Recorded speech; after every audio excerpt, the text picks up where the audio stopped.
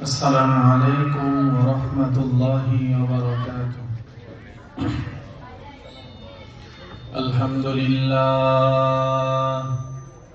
الحمد لله نحمده ونستعينه ونستغفره ونؤمن به ونتوكل عليه ونعوذ بالله من شرور أنفسنا ومن سيئات أعمالنا. من يهده الله فلا مضل له ومن يضلله فلا هادي له. ونشهد أن لا إله إلا الله وحده لا شريك له. ونشهد أن سيدنا ومولانا محمدا عبده ورسوله الذي أرسله الله تعالى بالحق بشيرا ونذيرا وداعيا إلى الله بإذنه وسراجا منيرا. قال الله سبحانه وتعالى في كلامه المجيد وفرقانه الحميد. أعوذ بالله من الشيطان الرجيم. بسم الله الرحمن الرحيم. إنا نحن نزلنا الذكر وإنا له لحافظون. وقال رسول الله صلى الله عليه وسلم: خيركم من تعلم القرآن وعلمه، أو كما قال عليه الصلاة والسلام. سبحانك لا علم لنا إلا ما علمتنا إنك أنت العليم الحكيم. سبحانك لا فهم لنا إلا ما فهمتنا إنك أنت الجواد الكريم. لا إله إلا الله، لا إله إلا الله، لا إله إلا الله، لا إله إلا الله، لا إله إلا الله محمد رسول الله. আলহামদুলিল্লাহ, সমস্ত প্রশংসা মহান রব্বুল আলামিনের জন্য, যিনি আমাদেরকে আজকের মহতী আয়োজন তরা ইমদাদুল উলুম মাদ্রাসার বার্ষিক ওয়াজ মাহফিল, হাফেজ ছাত্রদের পাগড়ি প্রদান ও তরা এলাকার সমস্ত মুসলিম মৃত ব্যক্তিদের রুহের মাগফিরাত কামনায় আজকের এই ওয়াজ মাহফিলে আসার এবং বসার তৌফিক দান করেছেন। এজন্য মহান রবের দরবারে দিল থেকে শুকরিয়া আদায় করে বলি আলহামদুলিল্লাহ। আমরা এমনই এক জায়গায় আজকে আসতে পেরেছি, এই জায়গাটা পরকালে নাজাত পাওয়ার একটা কারখানা, পরকালে ধনী হওয়ার একটা কারখানা, ধনী মানুষ বানানোর একটা কারখানা। দুনিয়াতে যেরকম ব্যবসা বাণিজ্যর জন্য প্রতিষ্ঠান থাকে, কারখানা থাকে, যেখানে কাজ করলে, গেলে, থাকলে, পরিশ্রম করলে, সময় দিলে মানুষ টাকা পয়সা অর্জন করে, ঠিক তেমন মৃত্যু পরবর্তী জীবনে সুখে থাকার জন্য, ভালো থাকার জন্য, কোটিপতি হওয়ার জন্য এই দুনিয়াতে যে প্রতিষ্ঠানগুলো আছে তার একটা হলো মাদ্রাসা। এই মাদ্রাসায় যারা আসে তারা পরকালে ধনী হয়, দুনিয়াতে পাক না পাক মৃত্যু পরবর্তী জীবনে আল্লাহ রাব্বুল আলামিন তাদের অফুরন্ত নাজ নিয়ামত রেখে দিয়েছেন। বিশেষ করে যারা হাফেজে কোরআন হয়, আজকেও এই মাদ্রাসার যারা হাফেজ হয়েছেন তাদেরকে পাগড়ি প্রদান করা হবে। তো এই হাফেজ যারা হন তাদের অনেক মর্যাদা ও ফজিলত আল্লাহর কাছে। সেই হাফেজদের সম্পর্কে সামান্য কয়েকটি আয়াত এবং হাদিস থেকে সংক্ষিপ্ত আলোচনা করব। আমার তৌফিক ইল্লা বিল্লাহ। আল্লাহ রাব্বুল আলামিন বলেন, ইন্না নাহনু নাযালনা যিকরা ওয়া ইন্না লাহু লাহাফিজুন। নিশ্চয় আমি এই কোরআনকে নাজিল করেছি এবং এই কোরআনকে আমি সংরক্ষণ করব, হেফাজত করব। কোথায় করব? হাফেজে কোরআনের অন্তরে। বাল হুয়া আয়াতুম বাইনাত ফি সুদুরিল্লাযিনা উতুল ইলম।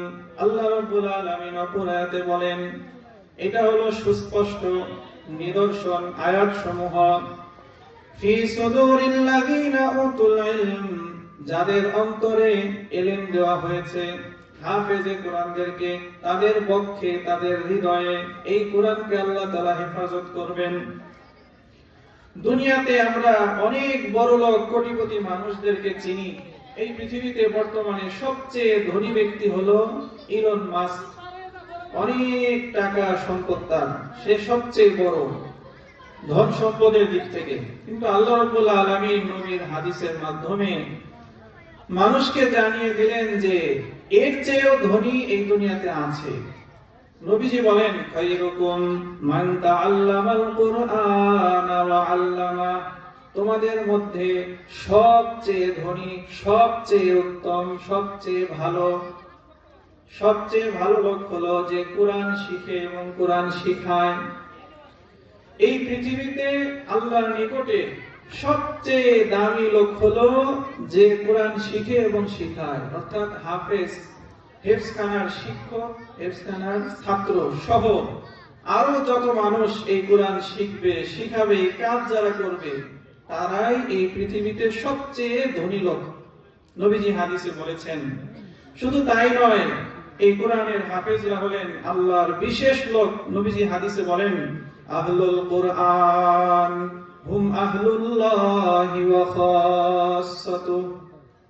যারা কোরআন পড়ে, কোরআন অনুযায়ী আমল করে, এরা হচ্ছে আহলুল্লাহ, আল্লাহর প্রতিবেশী, আল্লাহর ওয়া খাসসাতুহু, আল্লাহর খাস লোক, বিশেষ লোক। এরা সাধারণ কোনো মানুষ না। দুনিয়াতে আমরা দেখি অনেক পাওয়ারফুল মানুষ যারা থাকে তাদের কিছু খাস লোক থাকে, খুব কাছের।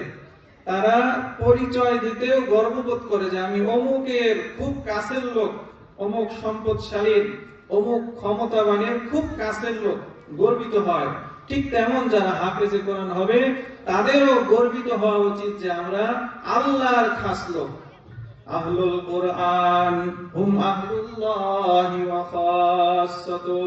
কোরআন যারা পড়বে, কোরআনওয়ালা যারা হবে, তারা আল্লাহর বিশেষ লোক।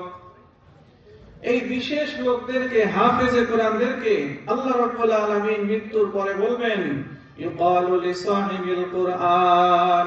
কোরআনওয়ালাদেরকে বলা হবে, ইকরা ওয়ারতাকি, ও কোরআনের হাফেজ, তুমি আজকে আমাকে কোরআন পড়ে শোনাও। সুবহানাল্লাহ।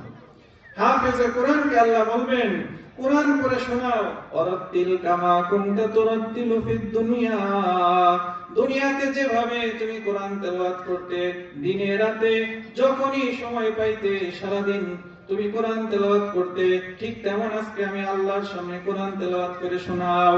فإن منزلتك عند آخر آية تقرأها তোমার ঠিকানা হবে পড়তে পড়তে পড়তে পড়তে আলিফ লাম মিম থেকে শুরু করে সূরা নাস যখন শেষ করে ফেলবা, পড়তে পড়তে যেই জায়গায় তুমি শেষ করবা তোমার ঠিকানা তোমার মর্যাদা ওই জায়গায় গিয়ে শেষ হবে। অনেক তাফসীরকারগণ বলেন যে জান্নাতে আল্লাহ তাআলা যে যত কোরআন পড়তে থাকবে তার জন্য তত দালান কোঠা বিল্ডিং হইতে থাকবে। এক আয়াত পড়বে একতলা হবে, দুই আয়াত পড়বে দুই তলা হবে। এইভাবে পড়তে পড়তে হাফেজে কোরআন যখন ৬০০০ আয়াতেরও বেশি পড়বে তখন তার ঠিকানা ৬০০০ তলা প্লাস বিল্ডিং হবে। সুবহানাল্লাহ। এবং ওই বিল্ডিং গুলো আমাদের এই দুনিয়ার মাটির ইট পাথর নয়, এক একটা ইট হবে স্বর্ণের, একটা ইট হবে রূপার, একটা ইট হবে হীরার। এইভাবে বিভিন্ন দামি দামি জিনিস দিয়ে আল্লাহ তাআলা সেই ঠিকানা তাকে বানিয়ে দিবেন। শুধু তাই নয়, এই হাফেজে কোরআনের মা বাবা যারা হবে তাদেরকে রোজ হাসরের মাঠে আল্লাহ তাআলা একটা স্বর্ণের মুকুট পরায়া দিবেন। সবাই আফসোস করে বলতে থাকবে তোমরা এই স্বর্ণের মুকুট কোথায় পাইলা, আমাদেরকেও দাও, আমরাও করি, আমরাও আনি, কোথায় পাইলা? তখন তারা বলবে যে এই দুনিয়াতে আমাদের সন্তানরা হাফেজ হয়েছিল, এই জন্য আল্লাহ তাআলা আমাদেরকে সম্মান দিয়েছেন। এবং সেই স্বর্ণের মুকুটের আলো এত হবে, সূর্যের আলো আর কি, সূর্যের আলোর চেয়েও বেশি আলো হবে। একটা ঘরের মধ্যে যদি সূর্যকে রাখা হয় যেরকম আলো হবে তার চেয়ে বেশি আলো ওই নূরের টুপির হবে। এরকম মর্যাদা যদি হাফেজে কোরআনের মা বাবাকেই দেওয়া হয় তাহলে স্বয়ং হাফেজে কোরআনকে আরো কত মর্যাদা যে আল্লাহ দিবেন আল্লাহ ভালো জানেন। এই কোরআন হাফেজে কোরআনরা সারাদিন পরে, শেষ রাতে শুরু করে পড়া, সারাদিন পরে সকালে দুপুরে বিকালে রাতে সব সময় কোরআন পড়ে, কোরআনটা তাদের বন্ধু হয়ে যায়। এই কোরআন মৃত্যুর পরে ইন্নাল কোরআন ইয়াশফাউ লিসাহিবিহি ইয়াউমাল কিয়ামাহ, মৃত্যুর পরে এই কোরআন ওই হাফেজে কোরআনের জন্য বা আরো যারা কোরআন পড়বে, কোরআন অনুযায়ী আমল করবে তাদের জন্য সুপারিশ করবে, বন্ধু হয়ে আসবে, বন্ধুরূপে আসবে, কবরের পাশে থাকবে, কবরের পরবর্তী সকল ঘাটে পাশে থাকবে, জান্নাত পর্যন্ত এই কোরআন সঙ্গী হয়ে থাকবে, জান্নাতে পৌঁছায়া দিয়ে এরপরে কোরআন পেতে। এই জন্য আমাদেরকে কোরআনকে বন্ধু বানাইতে হবে, নিজেরা কোরআন পড়তে হবে, আমাদের ছেলে মেয়ে তাদেরকেও হাফেজ বানানোর চেষ্টা করতে হবে। হাফেজ এটা দুনিয়াতে যদিও আমরা বুঝি না, কিন্তু মৃত্যুর পরে বুঝবো যে একটা সন্তান যদি হাফেজ আমরা বানাইতে পারি কত বড় অর্জন যে আমরা করলাম। যাই হোক, আজকের এই মাহফিলে অনেক বড় বড় আলেম ওলামারা আসবেন, তারাও এই হাফেজ আলেমদের সম্পর্কে অনেক মূল্যবান ওয়াজ নসিহত করবেন, আমরা সকলেই শুনবো। পরিশেষে আমি এই একটা গজল গেয়ে আমার আলোচনা শেষ করছি। মা গো তোমার একটি ছেলে মাদ্রাসাতে দিও, মা গো তোমার একটি ছেলে মাদ্রাসাতে দিও, এই পৃথিবীর বুকে তুমি জান্নাত কিনে নিও। মা গো তোমার একটি ছেলে মাদ্রাসাতে দিও, এই পৃথিবীর বুকে তুমি জান্নাত কিনে নিও। একটি হরফ পড়লে মা গো 10টি নেকি হয়, পিতা মাতার আমল নামায় অর্ধেক জমা হয়। একটি হরফ পড়লে মা গো 10টি নেকি হয়, পিতা মাতার আমল নামায় অর্ধেক জমা হয়। এমন সুযোগ নেই কোনো আর, এমন সুযোগ নেই কোনো আর, খুঁজে তুমি নিও।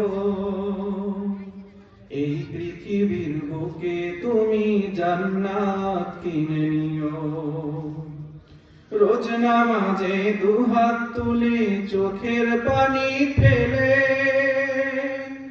রব্বির হামহুমা বলে কাঁদবে তোমার ছেলে। রোজ নামাজে দুহাত তুলে চোখের পানি ফেলে রব্বির হামহুমা বলে কাঁদবে তোমার ছেলে। সেই দোয়াটাই প্রভুর কাছে,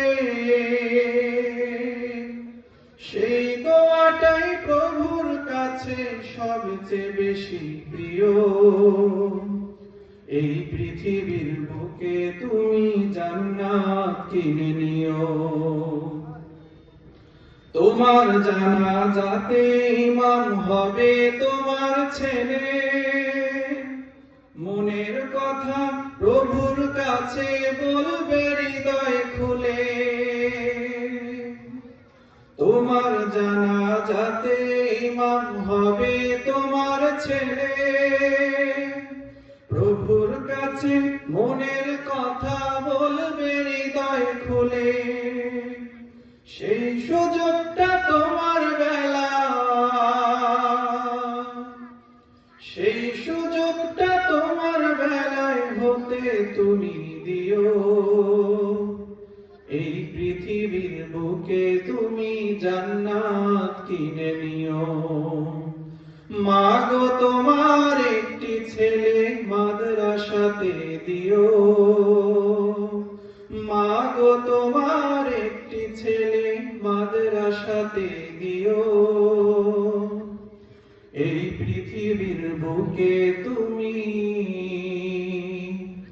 জান্নাত কিনে নিও। আসসালামু আলাইকুম ওয়া রাহমাতুল্লাহ।